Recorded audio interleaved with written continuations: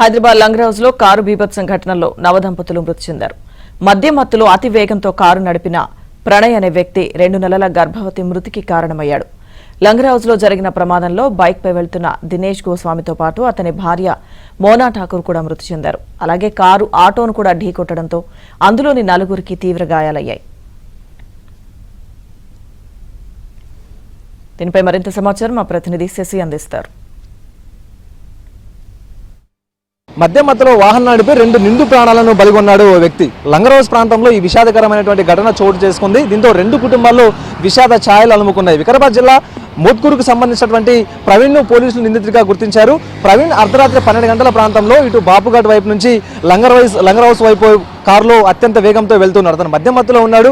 మద్యం మత్తులో కారును అతివేగంగా పోనిస్తున్నటువంటి సమయంలో ఒక్కసారిగా లంగరౌజ్ ఫ్లైఓవర్ దిగిన తర్వాత కారును అదుపు చేయలేనటువంటి పరిస్థితుల్లో ముందుగా వెళ్తున్నటువంటి 3 వాహనాలను ఢీకొట్టాడు. ముందుగా ఆటోని ఢీకొట్టాడు. అనంతరం అటువైపు వెళ్తున్నటువంటి మరో 2 వాహనాలను కూడా ఢీకొట్టాడు. అయితే ఒక స్కూటీని ఢీకొట్టినటువంటి నేపథ్యంలో స్కూటీ మీద వెళ్తున్నటువంటి నవదంపతులు ఇద్దరు కూడా స్పాట్లోనే ప్రాణాలను కోల్పోయారు. ఇక ప్రాణాలు కోల్పోయినటువంటి ఆ నవదంపతులను బంజారాహిల్స్లోని నందీనగర్కు చెందినటువంటి మోనా అలాగే దినేష్గా కూడా గుర్తించారు. అయితే వీరిద్దరికీ కొంతకాలం క్రితమే ప్రేమ వివాహం జరిగినట్టుగా కూడా తెలుస్తోంది. మరోవైపు మృతి చెందినటువంటి మోనా ప్రస్తుతం గర్భవతి అంటూ కూడా చెప్పుకోవచ్చు. ఒకసారి మనం విజువల్స్లో కూడా చూడొచ్చు.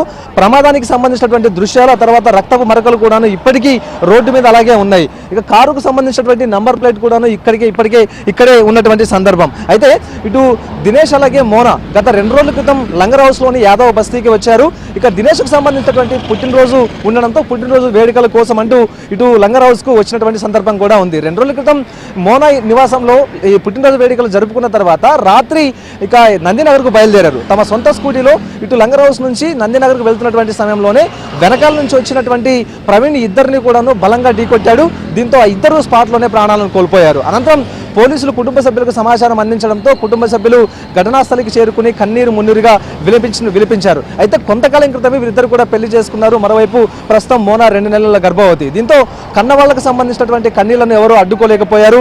రోదనలు మిన్నంటాయంటూ కూడా చెప్పుకోవచ్చు. సో మొత్తానికి ప్రమాదానికి కారణమైనటువంటి ప్రవీణ్ మాత్రం కొంత దూరం అలాగే వాహనాన్ని పోనిచ్చి ముందుకు వాహనం ఆగిపోయింది. అయితే వాహనంలో నుంచి బయటికి రాలేక ప్రవీణ్ అందులోనే ఆగిపోయాడు. అనంతరం పోలీసులకు సమాచారం అందడంతో పోలీసులు ఘటనాస్థలికి చేరుకున్నారు. మరోవైపు ప్రవీణ్ కూడా అదుపులోకి తీసుకున్నారు. అతనికి డ్రంక్ అండ్ డ్రైవ్ టెస్ట్ నిర్వహించినప్పుడు అతను మద్యం మత్తులోనే వాహనం నడిపాడు, మద్యం సేవించినట్టుగా కూడా పోలీసులు గుర్తించారు. అయితే ఇక ఈ స్కూటీని ఢీకొట్టిన తర్వాత మరో 2 వాహనాలను కూడా అతను ఢీకొట్టాడు. ఒక ఆటోని ఢీకొట్టడంతో ఆటోలో ప్రయాణిస్తున్నటువంటి 4 వ్యక్తులు కూడాను గాయపడ్డారు. వారిని కూడా ప్రస్తుతం ఆసుపత్రికి చేర్పించారు. సరే మనం చూడొచ్చు ప్రమాద దాటికి కారు లోపల ప్రాంతం అంతా కూడా ఎలా అయిందో ఒకసారి మనం విజువల్ కూడా చాలా స్పష్టంగా చూడొచ్చు. ప్రధానంగా ఇద్దరిని ఢీకొట్టిన స్కూటీని తర్వాత ఆటోను ఢీకొట్టిన తర్వాత ముందుగా ఉన్నటువంటి గోడను ఢీకొట్టి అక్కడే ఈ కారు కూడా ఆగిపోయింది. అనంతరం కారులోనే పవన్ చిక్కుకొని పోయి ఉన్నాడు.